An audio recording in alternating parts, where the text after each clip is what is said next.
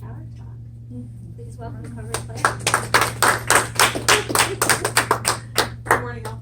Good morning. Good morning, y'all. Good morning. Okay, you know, I need this. I gave my pedigree Baptist and everything like that back in the day. I did all that to come back. Yeah. A lot of stuff has just been coming up in the past few weeks, just in general in life. Good stuff. Some things just need to come to head. So you can actually confront it in the sort. And one of the things that I appreciate is that I did grow up Southern Baptist and we had the good word and everything else like that. And so we grew up, and I grew up with this book that had a bunch of stories in it called the Bible. And so a number of things out of that book have helped me and are applicable to life. So I'm appreciative of this. And so one of the stories that has been coming up for me is the story of Ezekiel in the Valley of Dry Bones. I'm going to give you an abridged version. And just for fair warning, there will be a little bit of creative license as far as how I interpret it, right? And so Ezekiel was spending time with God, and God took Ezekiel to this valley. And in this valley, there are all these dry bones. It was right after a war. And so this valley was filled with dry, dead bones. And he kept walking back and forth with God in this space. I believe probably in meditation in the Spirit. And so the Spirit asked him, can these bones live? And Ezekiel was like, God, you know. Like, yeah, they're dry bones. Of course it can't live. Why would it be able to? And so at that time, Spirit said, well, prophesy. You speak the truth. Speak life into these dry bones. You tell the bones to connect. You add the tendons. You say those muscles need to add to those bones, and you tell those bones to get up. And I could imagine Ezekiel looking at God or whatever Spirit might have come like, what you mean start talking to these dry bones? What do you you see there's no life here. Why would I go and do it? It was the command. He was compelled to speak the truth. Speak life. And so he's speaking. And he's sweating, I'm assuming. Probably going back and forth. I could imagine that from afar. It's like, this brother is tripping. He's tripping hard. Why is he speaking to these dry bones with such passion? Because maybe he saw something within Spirit that maybe somebody else didn't see. He knew truth, and he spoke truth unapologetically, right? And so then eventually these bones started to shake. The earth started to quake, and eventually these bones came together, and they came with muscle and bone, and they were erect, but they weren't full of life. They were just empty spaces and vessels. Then Ezekiel spoke life, and the winds came and filled these vessels, these beings, and they were now alive. Right? And I was like, okay, this story, okay, why does this keep coming to Spirit? Why is this happening? Because I realized that there are places and moments in my life and that I see out in the world that it looks like a valley of dry bones. Because that's the lens that I'm looking through, is the one of like the earthly realm, and not really calibrating my lens to Spirit and seeing that God is all there is. That even in the places that seem barren, that seem like there is no life, you can speak life into these places. The reason why I know is because the I am that I am says so.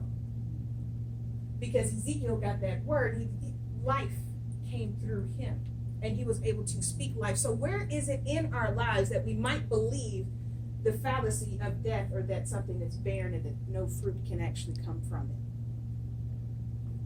Are we being brave enough to say, like, yeah, I know I have this vision. Like, why would we have an urban garden in Southeast DC? Nobody eats vegetables here. Why would we actually start a nonprofit to help girls that are struggling with it? What, it's just too big. Why would I ever do anything? Sometimes Spirit gives us something that seems completely outlandish. That why would he go out and speak to dry bones and bring in life? Because there was something that Spirit had to express through Ezekiel that only Ezekiel could do. There's something that Spirit wants to express through you that only you can do. And it might seem insane or impossible, but the I am that I am says so. So that's where I've been kind of being pushed and stretched and unpacking in a number of places, that where are there places that I am not speaking life, that I can actually step in and be life? Am I using the power of my word to manifest this vision? Am I walking in the steps that are necessary to ensure that comes into being? And so how does that happen? How do we transition from having from a vision or an inkling to manifestation? Well, one of the things we have to do, what I have to do, is I got to spend time with self, because the vision is not coming from somewhere off in Jupiter. It might, maybe I'll take some type of journey and get there, but it's going to come from the revelation of self and knowing, understanding God as me, through me. So what then is spirit trying to express as me in this space? And am I okay with the fact that the ground is going to quake? It's going to shake. There are some foundational things that I have to be willing to approach and talk about in order for me to get to that place. It's going to look scary. Could you imagine what it would look like if a whole bunch of dry bones started shaking and then got up? So at what point am I willing to still continue with speaking the truth, being in that space, being light, even when it seems pretty scary? Even when I probably have other people saying, what are you doing? What, you on that, huh? What are you doing? Yeah, it looks insane. I remember the first time I heard Raymond speak, Reverend Dr. Raymond Anderson. And if you haven't heard him speak before, so he was talking about joy, and the first thing he said is like, how are you today? You know, he has this big vibrato and everything. He's like, if I said that you were the embodiment of magnificence, what would you? It's like this, he's tripping. Crazy. And then at the very end, and I promise you, at the very end, he was dancing in the back of the center. And I was like, crazy. But then I realized it was almost like that Ezekiel kind of crazy. When you see something and you know something, when you know the truth and people don't quite understand it because it's not quite there, you get to hold that space, right, and speak life and hold life, despite what it might look like to anybody else.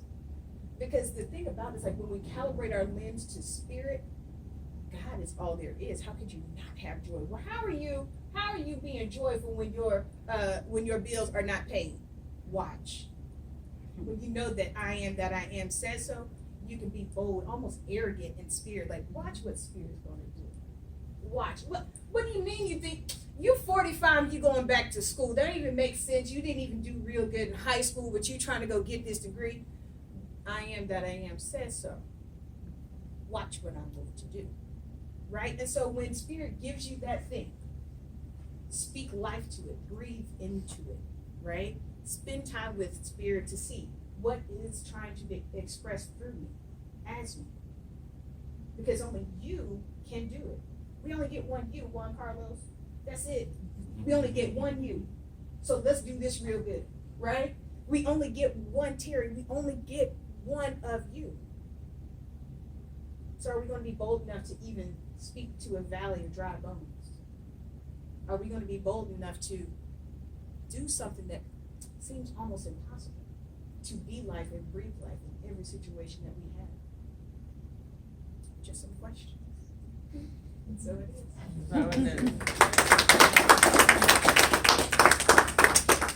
Thank you, Carmen. That was like a perfect setup. I appreciate that very much.